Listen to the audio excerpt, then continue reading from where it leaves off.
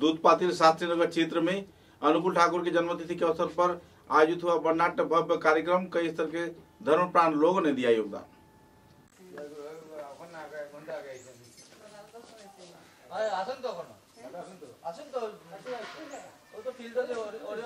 जय गुरु।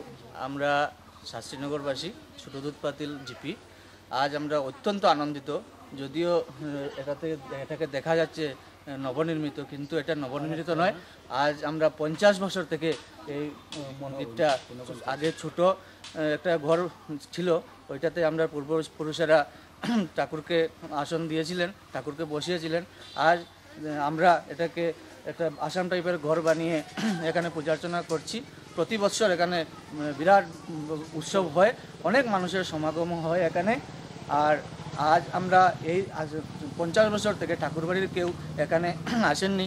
অনেক ঋত্বিক দেবতা আশা করতে করতে ধরাধাম ছেড়ে চলে গেছেন, কিন্তু আজ আমরা নিজেকে গর্বিত মনে করছি, নিজেকে কি বলবো লাখি মনে করছি যে 50 বছরের প্রতীক্ষার পর আজ ঠাকুরবাড়ির কেউ আমাদের এই মন্দিরে শুভ পদার্পণ করেছেন, পদধূলি দিয়েছেন। আমরা গর্বিত, আনন্দিত। আজ আমরা এই দিনটাকে উৎসব রূপে পালন করছি, মন্দিরকে সাজিয়েছি, তাই এটাকে নতুন দেখা যাচ্ছে। নতুনভাবে মন্দিরকে আমরা সাজিয়েছি, যে ঠাকুরের বংশধর এখানে এসেছেন। আমরা খুব খুশি, আমরা উৎসব মুখর হয়ে আছি। আনন্দবাজারের ব্যবস্থা করেছি, মন্দিরকে সাজিয়েছি। আপনারা দেখেছেন যে ওইখানে আমরা বিরাট বড় একটা প্যান্ডেল বানিয়েছি। এখানে ঠাকুরবাড়ির প্রণাম করে উনি ওখানে গেছেন, ভক্তদের সঙ্গে মতবিয়োগ করছেন। এটা আমরা আজকে খুব খুশি।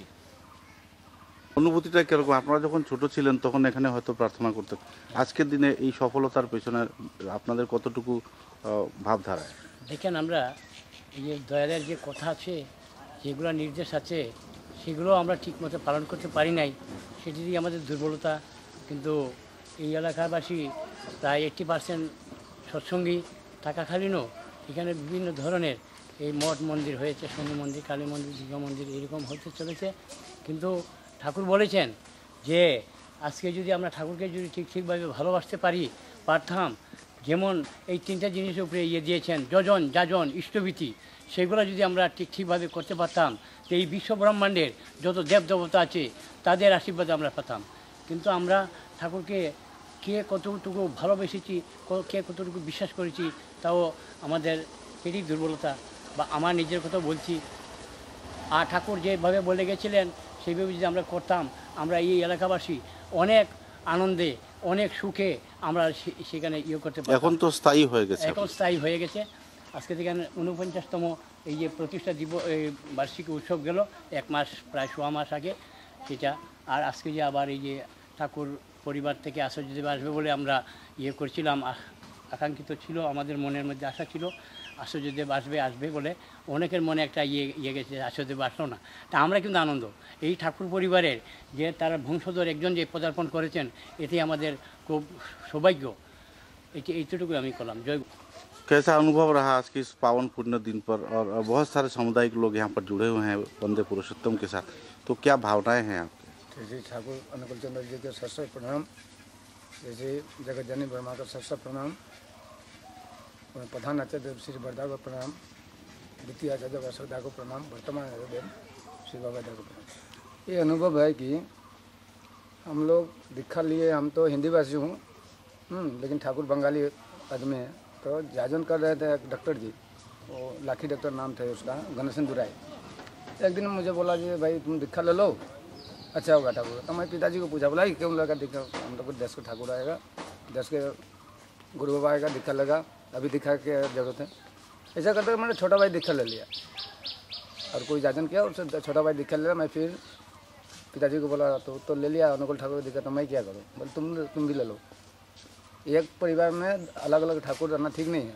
पूजा करने से एक साथ करो, एक जगह करो, सब मिलेगा जो फल मिला। फिर मेरा पिताजी भी था देश के गुरु के दीक्षा, फिर बाद में पुरुषोत्तम को दीक्षा दिया, पूरा परिवार में दीक्षित हूँ। मैं, मेरा 5 भाई, जितना बहु लोग है, लड़का लड़की जो है, सब अनुकूल ठाकुर के शिष्य हम लोग।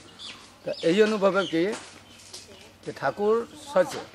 ठाकुर को मानता हूँ, सुबह उठकर ठाकुर प्रणाम करता हूँ, इष्टभीति करता हूँ, उसके बाद मैं अपना नाश्ता करता हूँ, बाहर कहीं भी जाता हूँ। तो ठाकुर सच है, ठाकुर को मानना हम लोग को ज़रूरत है। और दीक्षा लेने के बाद दीक्षा को सजाग रखना वो भी सबसे बड़ा बात। जीवन को एक सही मार्ग में सही मार्ग में चलना है। मैं दीक्षा ले लिया, मैं वो कर लिया, वो कर लिया, गाड़ी किन लिया, घोड़ा किन लिया, ऐसा कोई बात नहीं है। हाँ, ठाकुर देखिए, ठाकुर सच है, ठाकुर मानता हूँ कि वो मानना चाहिए। किसको उपदेश नहीं होने से तो अब मार्ग नहीं देखोगे कहाँ जाना है। कोई ना कोई ट्रैफिक को पूछना पड़ेगा, भाई कहाँ जाऊँगा, इधर जाऊँगा ना उधर जाऊँगा, तो एक ट्रैफिक पुलिस को पूछना चाहिए। जीवन के सही मार्ग का सही मार्ग ढूंढना चाहिए। तो मैं ठाकुर का सही मार्ग ढूंढ लिया हूँ। ठाकुर जिस रास्ता पे चलेगा उसी रास्ता में मैं चलूँगा, यही मेरा आत्मविश्वास है। धन्यवाद।